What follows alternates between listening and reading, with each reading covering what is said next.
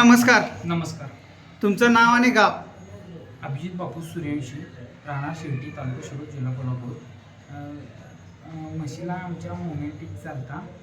हां एका तानाला म्हणजे सूज आली. हां डॉक्टर्सनी दाखवलेली. त्याला एक 5,000-7,000 रुपये खर्च आला. होमिओपॅथिक गोळ्या वापरल्यामुळे ते सगळं संपूर्ण कमी आले. सगळं व्यवस्थित रुटीनमध्ये चालू. पहिला किती खर्च आला तुम्हाला ट्रीटमेंटला? 6,000 ते 7,000 रुपये खर्च आला. आपल्या डॉक्टर मानेंच्या होमिओपॅथिक औषधाला किती खर्च आला? 300-400 रुपये.